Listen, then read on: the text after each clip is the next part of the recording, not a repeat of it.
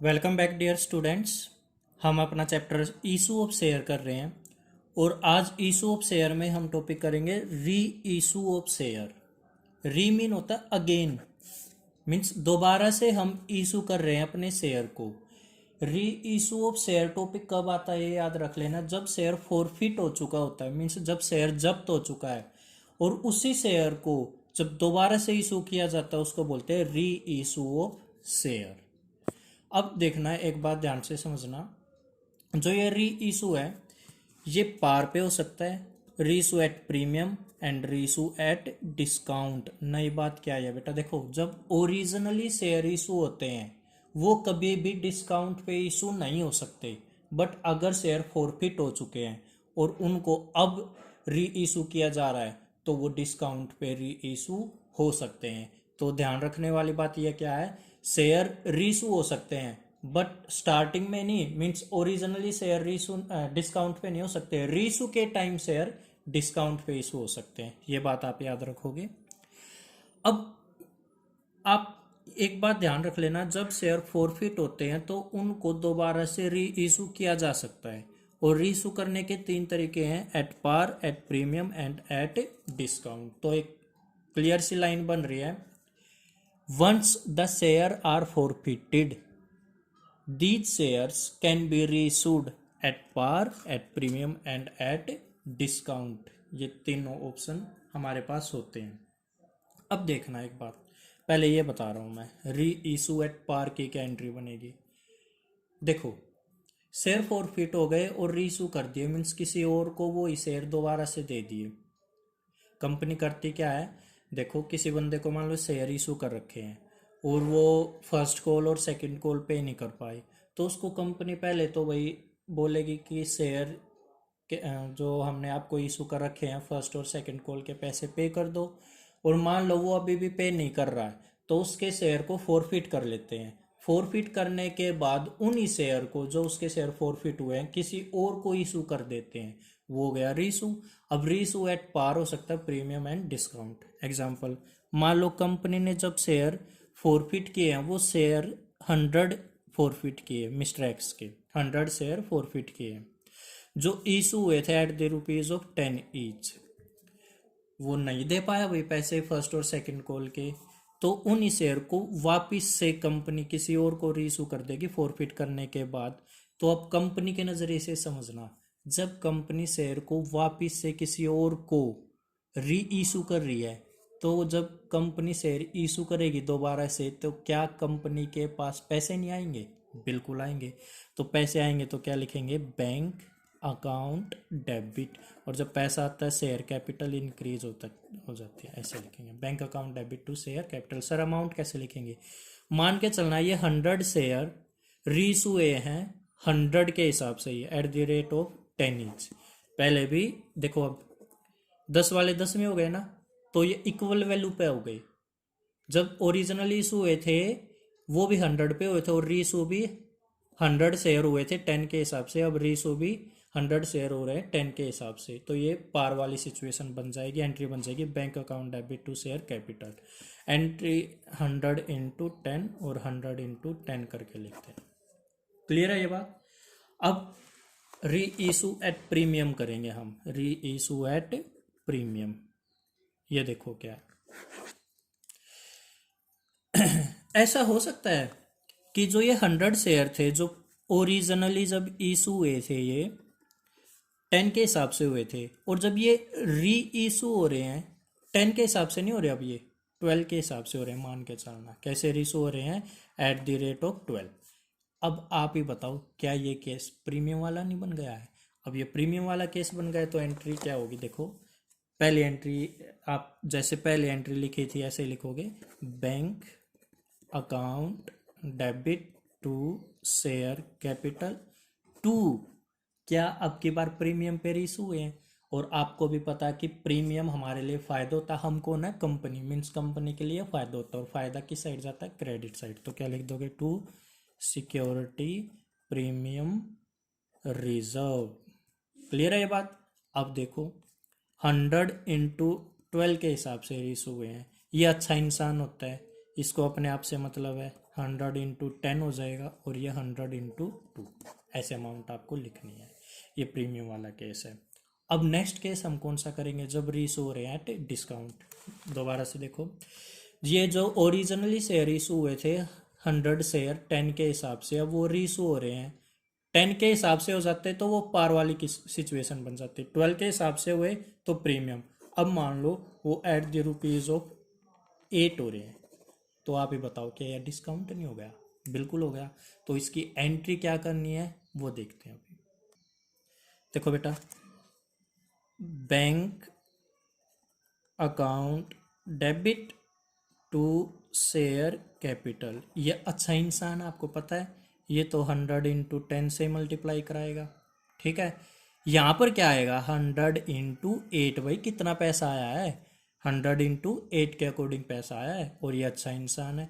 अब एक बात हो, यहाँ मैं मल्टीप्लाई करके लिखता हूँ, ये आ गया 1000, और यहाँ पर आ जाएगा 800, कितने का गैप है 200 का। किस साइड गैप है, डेबिट साइड। क्या ये डिस्काउंट पे हो गए? डिस्काउंट क्या हमारे लिए नुकसान है? बिल्कुल नुकसान है।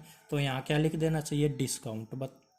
अब एक बात समझ लेना ध्यान से, रीइशू के टाइम जब डिस्काउंट पे इशू हो रहा है, तो यहाँ पर डिस्काउंट लिखने की वजह आप लिखोगे share forfeiture account debit. क्या लिखोगे, share forfeiture account debit. ये बात ध्यान से समझ लेना बेटा, क्या लिखा मैंने, share forfeiture account debit.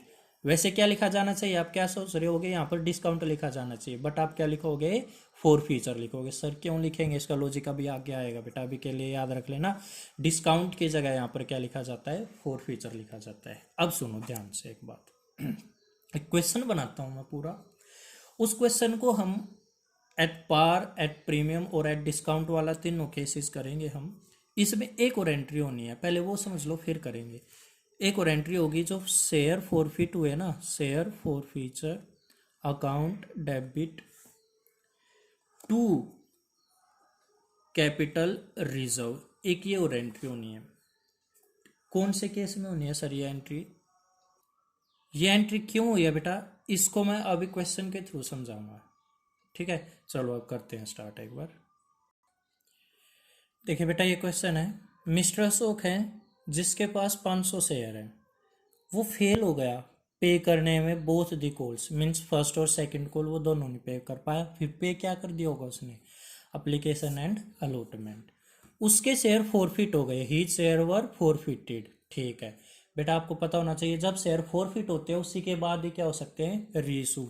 तो आगे देखो, एंड रीइशूड एट 9 पर शेयर, और उसके शेयर क्या कर दिए, रीइशू कर दिए 9 के हिसाब से।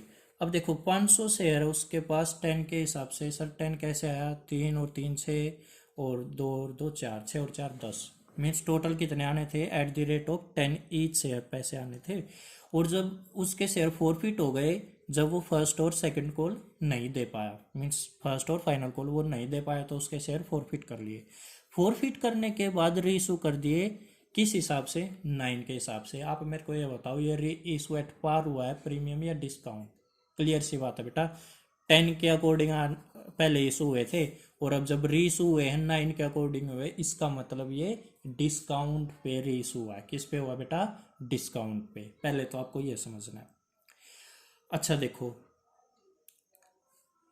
डायरेक्टली आपको पता है आपको फर्स्ट एंट्री क्या बनानी होती है, bank account debit to share application amount लिखते हो, फिर अलॉटमेंट की, फिर फर्स्ट, फिर सेकंड, और फिर फोर फीचर की एंट्री आती है, और फिर इशू की एंट्री आएगी। बट मैं आपको डायरेक्टली, क्योंकि आपको वो एंट्रीज आती है फोर फीचर से, समझा रहा हूँ। आपको पता है जब शेयर फोर फीचर होते हैं एंट्री क्या बनती है, शेयर कैपिटल अकाउंट डेबिट, क्या क्या नहीं आया, फर्स्ट और फाइनल कॉल नहीं आई वो लिखे, और फिर टू शेयर फोर फीचर लिखते हैं हम। पता है ना बेटा, ये आपने लास्ट वीडियो देखी होगी, मैंने इसमें बता रखा है। देखो 500 शेयर थे, शेयर कैपिटल अच्छा इंसान होता है ये, तो टोटल से मल्टीप्लाई कराएगा 10, ये आ गया।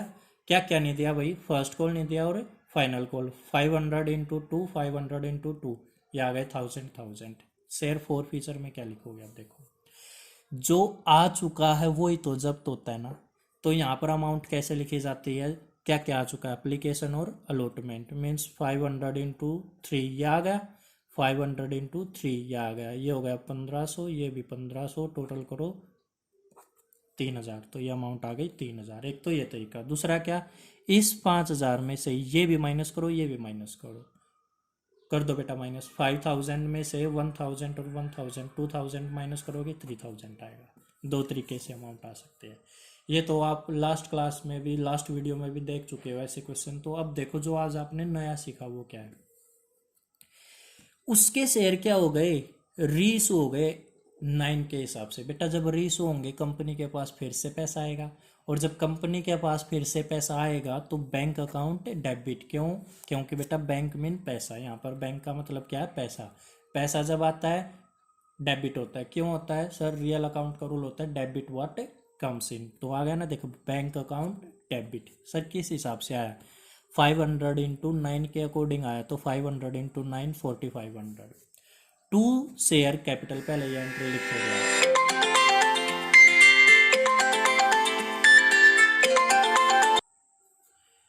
देखो बेटा जब रीस हुआ है तो पैसा आएगा bank account debit to share capital. Amount लिखना सीख लो, ये अच्छा इंसान है, ये तो भाई पूरा ही लिखवाएगा। 500 इंटू टाइप 10 5,000।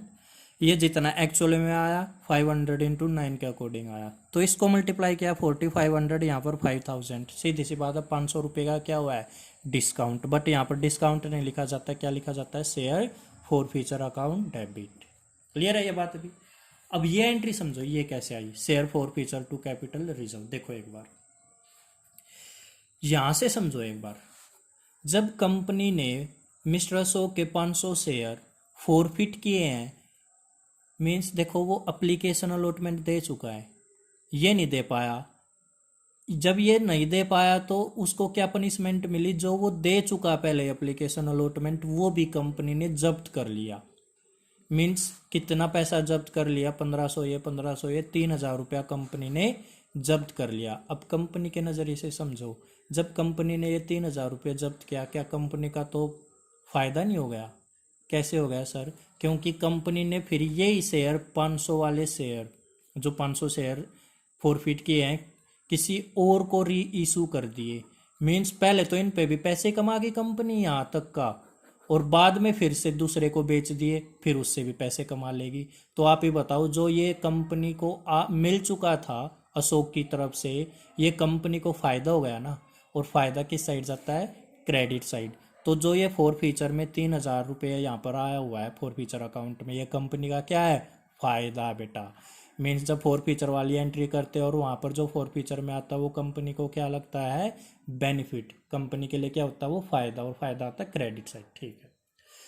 अब जब रीइशू करा कंपनी ने, 10 वाली चीज 9 में दी है, तो क्या कंपनी के लिए नुकसान नहीं है?